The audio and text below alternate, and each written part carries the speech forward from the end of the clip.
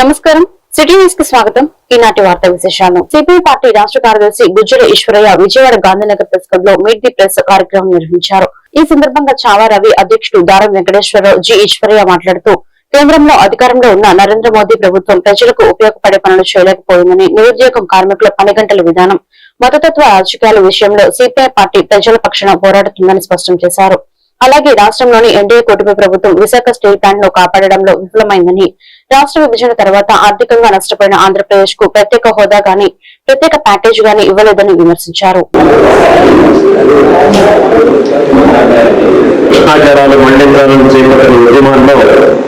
ఆయన అప్పట్లో ఆ ఉద్యమం చేసి వారసులు అయ్యారు. రాహుల్ గాంధీ గారు పార్లమెంటు వేదిక, పార్లమెంటు వెలుపల విద్యార్థిగా అత్యంత విద్యార్థిగా చెప్పాలంటే చాలా గట్టిగా ఆధారంగా నేను సిపిఐ కడప జిల్లా కార్యదర్శిగా కూడా అంటే విద్యార్థి యువజన దశలు దాటిన తర్వాత మళ్ళీ తిరిగి నా సొంత జిల్లాకు ఉమ్మడి రాష్ట్రంలో పనిచేసి నా సొంత జిల్లాకు పార్టీ అవసరాల రీత్యా పంపిస్తే నా సొంత జిల్లాలో నాకు ఇచ్చినటువంటి 3 టర్మ్స్ కంప్లీట్ చేశాను. రాష్ట్ర కమ్యూనిస్ట్ పార్టీ కార్యదర్శి వర్గ సభ్యుడిగా, రైతు సంఘం రాష్ట్ర అధ్యక్షుడిగా ఉంటూ ఇప్పుడు రాష్ట్ర కమ్యూనిస్ట్ పార్టీ కార్యదర్శిగా పని చేసేటువంటి అవకాశం కమ్యూనిస్ట్ పార్టీ కార్యకర్తలు, నాయకులు నాకు ఇచ్చారు. ప్రజలు కూడా అలాంటి అవకాశం నాకు ఇచ్చారని చెప్పి భావిస్తా ఉన్నాను. నేను విద్యార్థి ఉద్యమాల్లో చాలా చురుకుగా పాల్గొన్నాను. ఎందుకు తప్పనటువంటి కెమెరామెన్లకు, ముందు ఇంకా కొంతమంది జర్నలిస్ట్ సోదరులకు నాతో కలిసి పనిచేసి నాకంటే సీనియర్స్ గా విద్యార్థి ఉద్యమం ఉన్నటువంటి నేతలు కూడా ఈరోజు జర్నలిస్టులుగా మీ మధ్యలో ఉన్నారు. అందరితో కలిసి పనిచేసే అవకాశం వచ్చింది. నాకు కష్టపడి పనిచేశాను, చాలా కష్టపడి పనిచేశాను. విద్యార్థి ఉద్యమాల్లో ఒక షోల్డర్ డిస్లోకేట్ అయింది. విద్యుత్ పోరాటంలో గుర్రాలు తొక్కినప్పుడు బషీర్బాబులో ఈ లెఫ్ట్ లెగ్ డ్యామేజ్ అయింది. అనేక పోరాటాల్లో ఉన్నాను.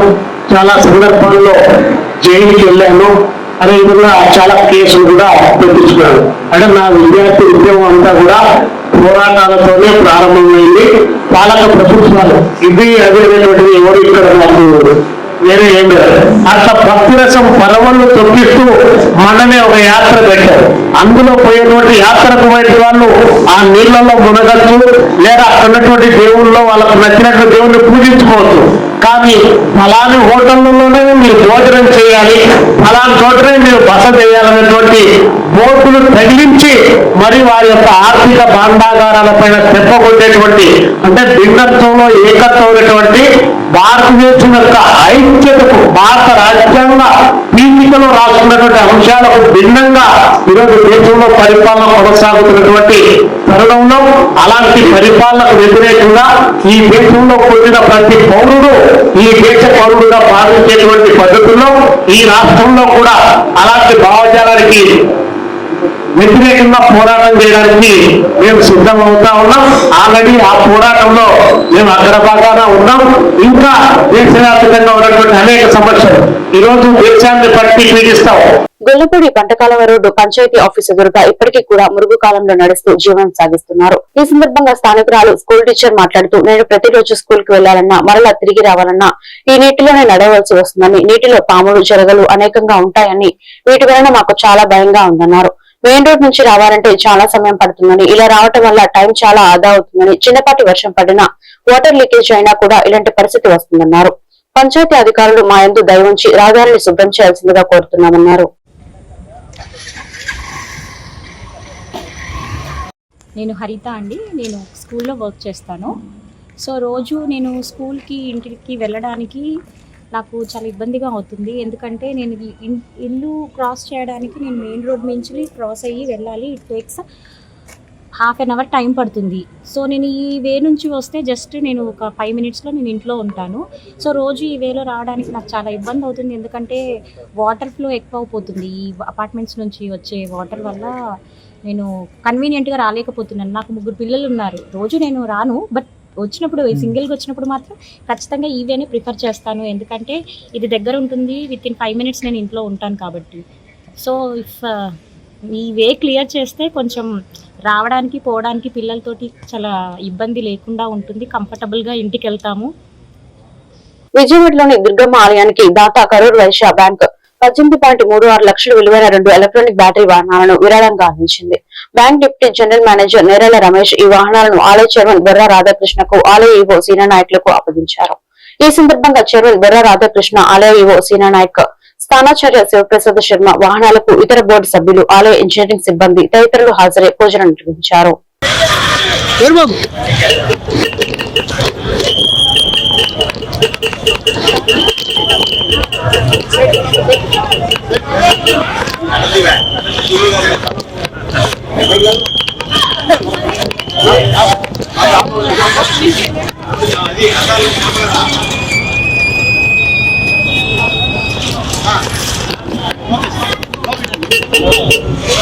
దానికి కూడా అది కనపడుతుంది ఫుల్గా.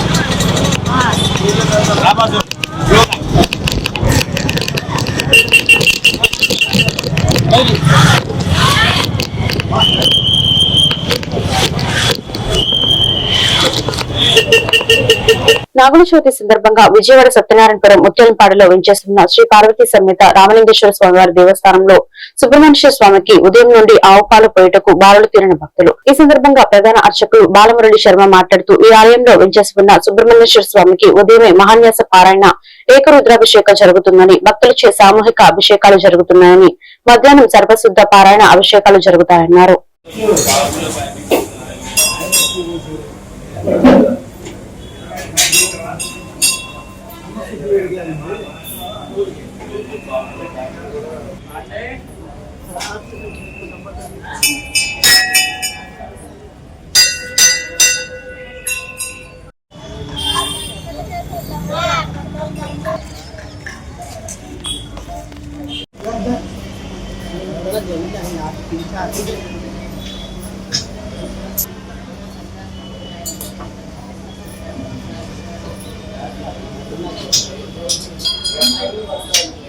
నా పెద్ద కుమారుడు కట్టులో ఉండగా 12 శిరసులు నాగన్న పాను వేసావు.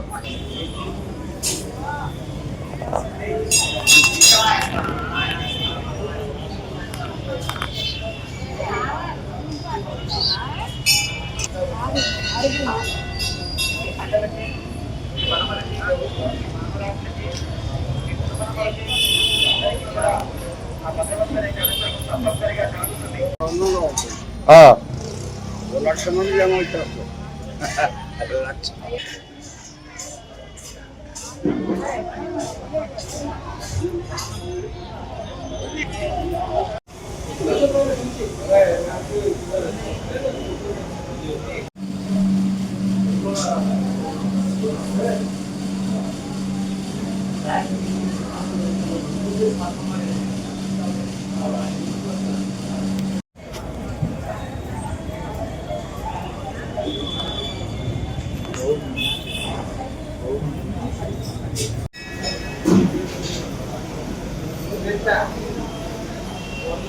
కృష్ణా జిల్లా గుడివాడ పట్టణం తాలూకా ఆఫీస్ వద్ద ఉన్న శ్రీవల్లి దేవసేన సమేత శ్రీ సుబ్రహ్మణ్యేశ్వర స్వామివారి దేవస్థానం మరియు పలు దేవాలయంలో నాగుల చవితి వేడుకలను భక్తులు భక్తి శ్రద్ధలతో ఘనంగా నిర్వహించుకున్నారు. పెండ్లి కాని వారు, పిల్లలు పుట్టిన దంపతులు మరికొంతమంది కుటుంబ సమేతంగా వచ్చేసి ప్రత్యేక పూజలు చేశారు. తెల్లవారుజామున 4 గంటల నుండి భక్తులు స్వామివారిని దర్శించుకుని పుట్టలో పాలు, పండ్లు, గుడ్లు సమర్పించి ప్రత్యేక పూజలు నిర్వహించారు. అన్ని దేవస్థానంలో వారి స్వామివారిని దర్శించుకునేందుకు వచ్చే భక్తుల కోసం ఆలయ అధికారులు ప్రత్యేక ఏర్పాట్లు చేశారు.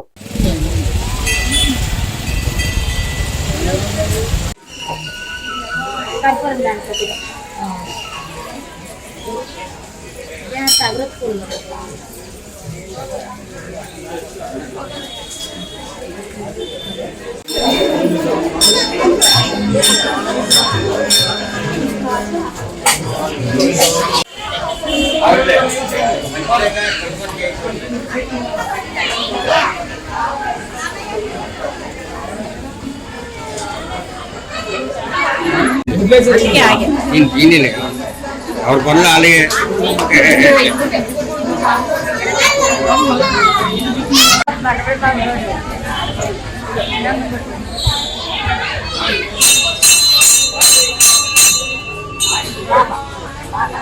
నమస్తే అండి. గుడివాడలో వేంచేసి ఉన్న తాలూకా ఆఫీస్ నందు శ్రీ వల్లి సుబ్రహ్మణ్య స్వామి వారి గుడి నందు ఈ రోజు నాగ చవితి అంగరంగ వైభవంగా జరుగుతుందండి. భక్తులందరూ కూడా సహకారాలతో ఈ రోజు స్వామివారికి పూజ సేవించుకున్నారు. తీర్థ ప్రసాదం పాలు పోసుకోవటం ప్రసాదాలతోటి స్వామివారి సేవించుకున్నామండి.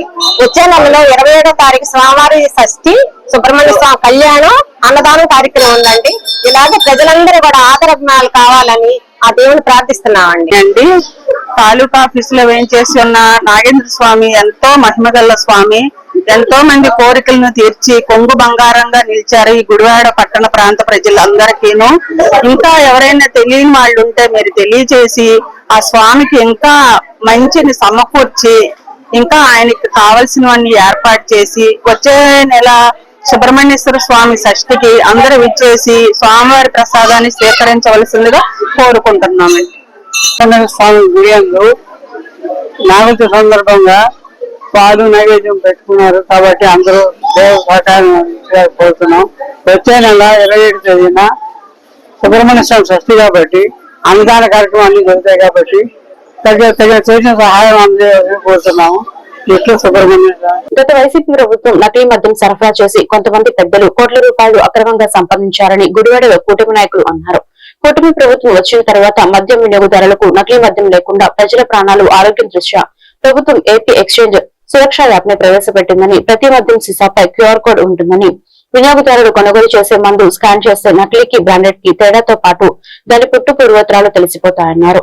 ఈ కార్యక్రమంలో exchange CI Venkataramana, SI Hema Susmitha, AP state warehousing corporation chairman Ravi Venkateswararao, Buragadda Srikanth, Dunkyala Rambabu, Nimmagadda Satyasai, Majada Nagaraju, exchange సిబ్బంది తదితరులు పాల్గొన్నారు.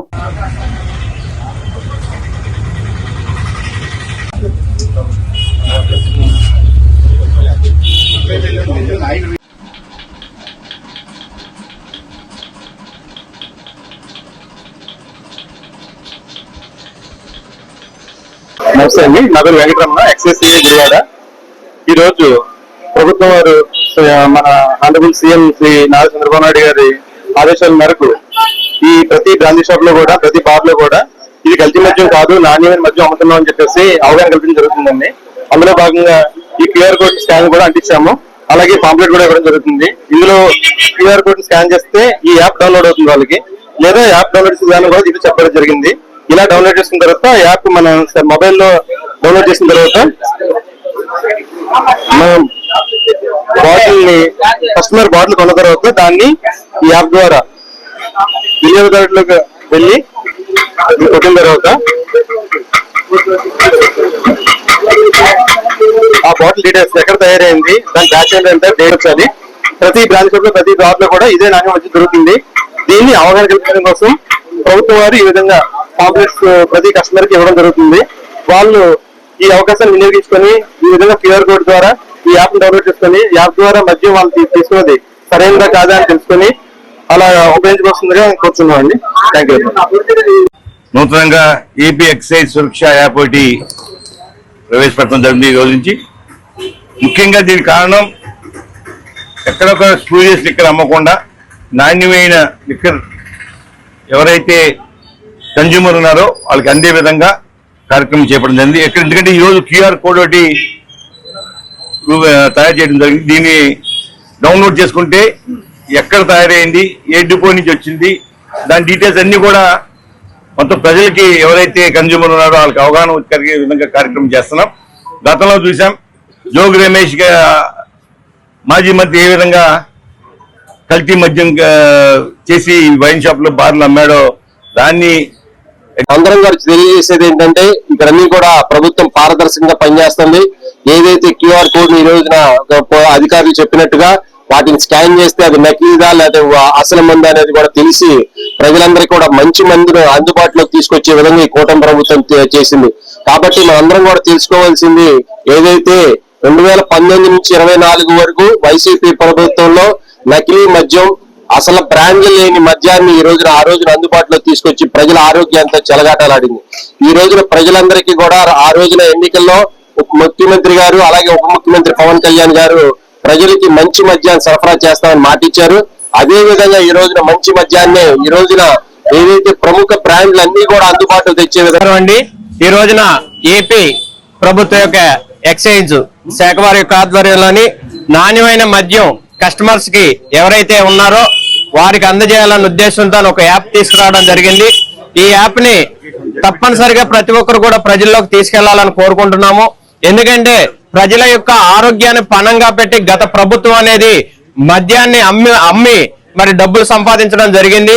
ఈ రోజున కూటమి ప్రభుత్వం ఎట్లా ఆలోచిస్తుందంటే ఒక రకంగా మద్యం తాగడం తప్పైనా గానీ పేద ప్రజలు వాళ్ళకున్న పరిస్థితిని బట్టి మద్యం తాగాల్సిన పరిస్థితి వస్తుంది. వారి యొక్క ఆరోగ్యాన్ని కూడా కాపాడవలసిన బాధ్యత ప్రభుత్వం అని ఒక బాధ్యతాయుతంగా కూటమి ప్రభుత్వం వ్యవహరిస్తుంది. కాబట్టి ఈ రోజున ఈ యాప్ ని తీసుకొచ్చి ప్రజలు ఈ వార్తలు ఇంతటితో సమాప్తం. మరొక బిడ్డలో మళ్ళీ కలుద్దాం. నమస్కారం.